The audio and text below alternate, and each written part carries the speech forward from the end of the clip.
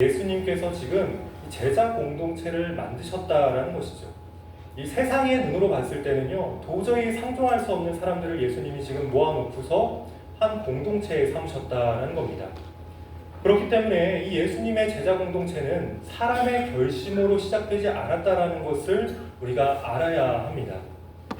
우리 역시도 마찬가지입니다. 우리 여기 계신 분들 중에 대다수 분들이 아마 흔히 이렇게 말씀하실 거예요. 내가 어느 날 내 마음에 결단하여서 내가 예수 믿기로 작정하였고 교회를 나갔기 때문에 내가 지금까지 신앙생활하고 있다라고 말이죠. 맞는 말입니다. 그런데 여러분, 이렇게 말씀하시는 것이 다 맞는 말일까요? 절반만은 맞고 절반은 맞지 않다라는 것이죠. 우리가 말하는 이 부분이 분명 우리의 결단이 있었기 때문에 예수님을 믿었고 교회에 나왔다라는 것은 분명히 맞습니다. 그러나 우리가 결단하기 이전부터 우리를 먼저 찾으시고 부르신 분이 계셨습니다. 그분이 누구시죠? 바로 우리 주님이십니다. 우리 주님이 먼저 우리를 찾으셨고 우리를 부르셨기 때문에 지금 우리가 이 자리에 와서 앉아있고 주님을 섬기는 사람들로 살아가고 있다는 것입니다. 주님께서 우리를 먼저 찾으셨다는 것입니다. 한번 우리 주님이 우리를 먼저 찾으신 그날을 떠올려 보시기 바랍니다. 아마 여기 계신 분들 중에 어떤 분들은 어머니의 등에 업혀서 처음 교회의 문턱을 넘으신 분들도 계실 것이고, 어떤 분들은 몸이 편찮으셔서, 또 어떤 분들은 자식의 문제 때문에, 또 어떤 분들은 삶의 문제 때문에 처음 교회당 문을 넘어왔고 또 주님을 만나는 경험을 하셨으리라 생각이 되어집니다. 자리는 다 달라도 우리가 만난 그 자리, 주님을 만난 자리는 결론적으로 보면 다 똑같다라는 것이죠.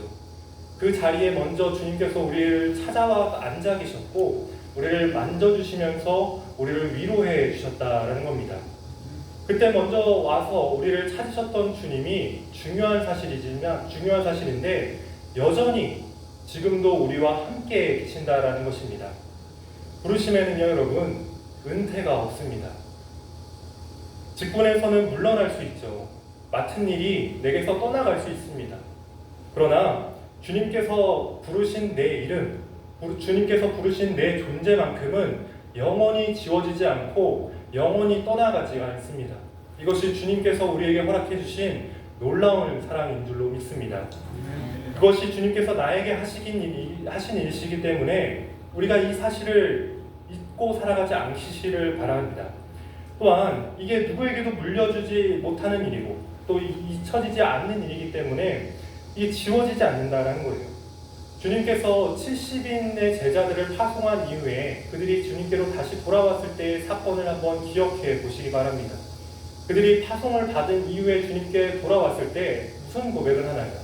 주님, 우리가 주님의 이름으로 여러 일들을 행했고 그 놀라운 일들을 경험했습니다라고 제자들이 기뻐했죠. 그런데 주님께서 그 기뻐하는 70인의 제자들을 향해 어떻게 말하셨냐?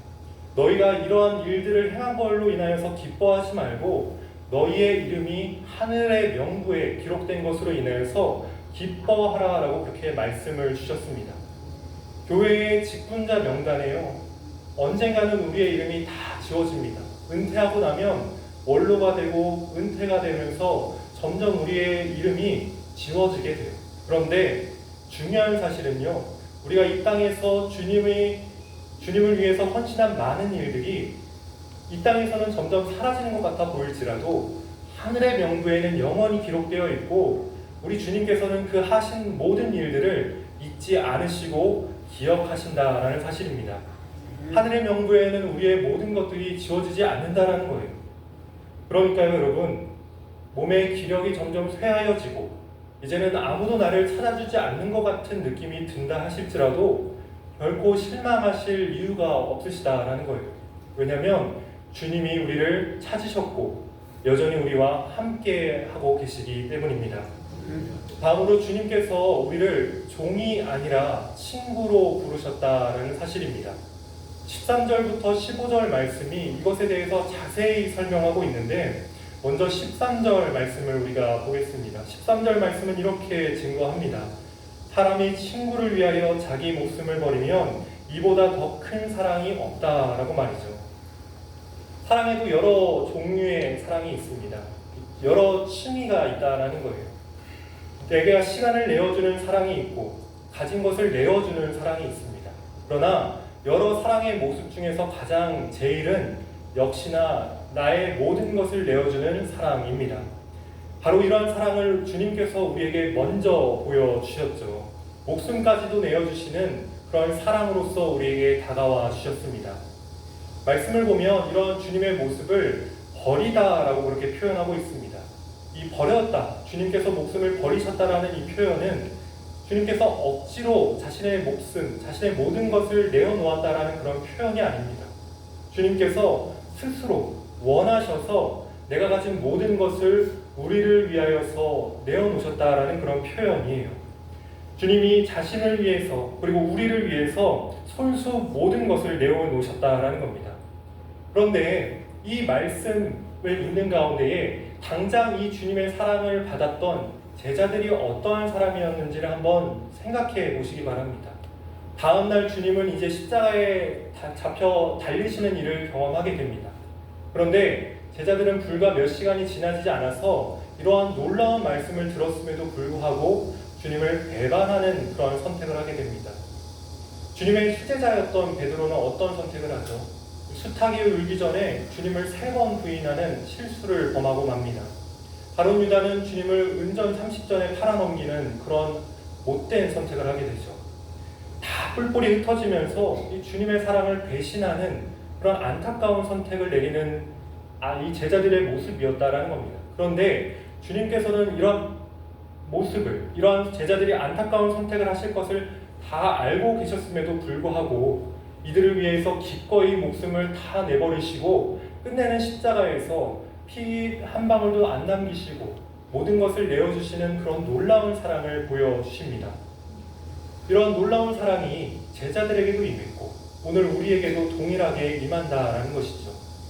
그런데 우리가 살아가면서 참 안타까운 것은요, 여러분, 이런 놀라운 사랑을 우리가 경험했음에도 불구하고 우리가 자꾸만 이 주님의 사랑을 놀라운 은혜로만 이해하려고 하는 것이 아니라 세상의 셈법을 끌고 와서 이해하려고 한다라는 거예요.